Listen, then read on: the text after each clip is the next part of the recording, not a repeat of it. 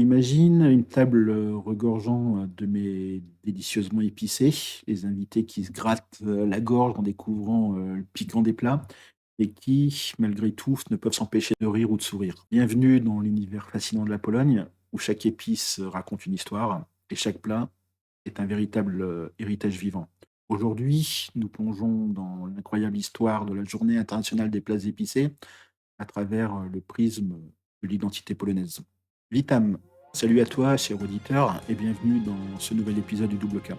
Un podcast où nous cherchons à comprendre ce qui signifie être polonais aujourd'hui dans un monde en constante évolution. Je suis Jean-Philippe et je t'invite à voyager avec moi au cœur de la Pologne où les traditions ancestrales rencontrent les défis de la modernité. Aujourd'hui, on parle d'un sujet piquant, épicé, met en lumière une autre facette de la culture polonaise, qui est souvent malheureusement méconnue, l'amour des saveurs fortes et des plats épicés.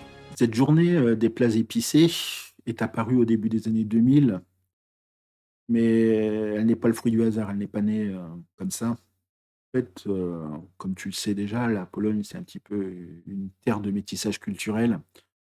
Et cette Pologne, ce pays, a longtemps été un carrefour saveurs centrales et orientales. L'épice, évidemment, c'est loin d'être un simple assaisonnement, mais c'est aussi un symbole de la résilience polonaise. Tu vas me dire: «Quoi?»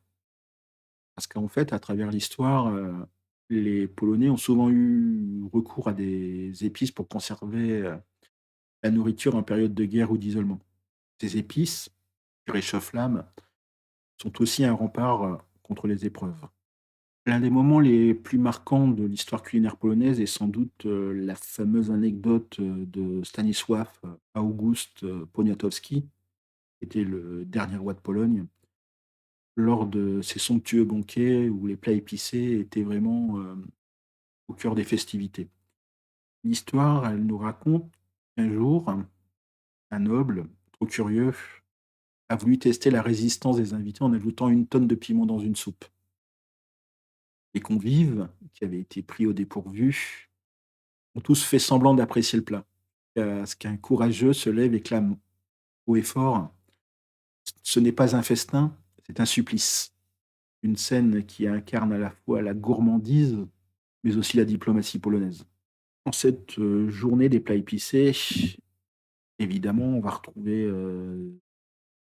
dans des restaurants polonais ou qui sont remplis, de curieux, qui cherchent justement à titiller un petit peu, leurs papilles avec avec des plats qui sont exotiques, mais aussi, profondément enracinés, dans la tradition. C'est peut-être aussi le moment de revisiter des plats polonais que l'on connaît bien.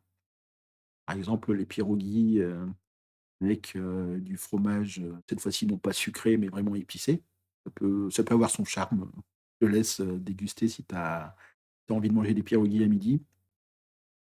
À Cracovie, évidemment, ça va être, pour les chefs, tout ce qui est restaurant, ça va être, évidemment un petit moment d'accommoder à la carte et de proposer quelque chose d'un petit peu plus ludique.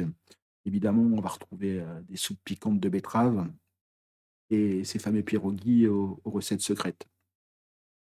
Au-delà de ces plats, c'est un véritable acte de partage et de convivialité. La journée des plats épicés sera certainement le moment où la famille, les amis, mais aussi les étrangers, s'unissent autour de la table.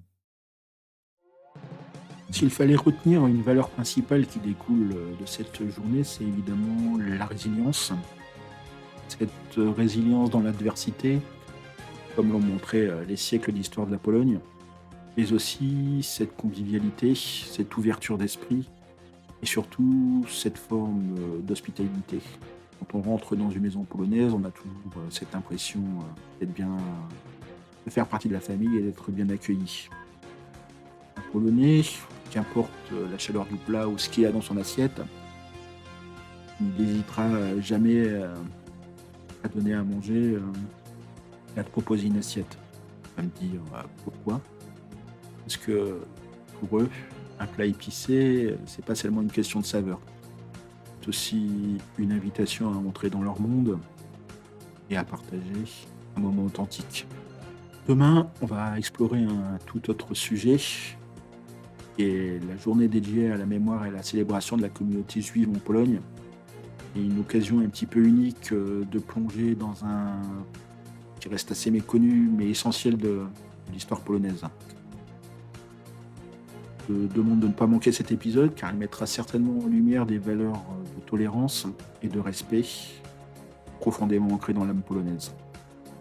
Si cet épisode t'a fait voyager dans l'univers épicé et riche de la culture polonaise, je t'invite à soutenir ce podcast, lui laisser un commentaire, un j'aime, un partage avec tes amis qui aiment la cuisine ou l'histoire. Et si tu veux aller encore un peu plus loin dans la découverte de la Pologne, abonne-toi et prépare-toi à une nouvelle aventure dès demain. Je te souhaite une très bonne journée, Migonia, à demain, de l'Ultra, à bientôt, nous au Bachenia.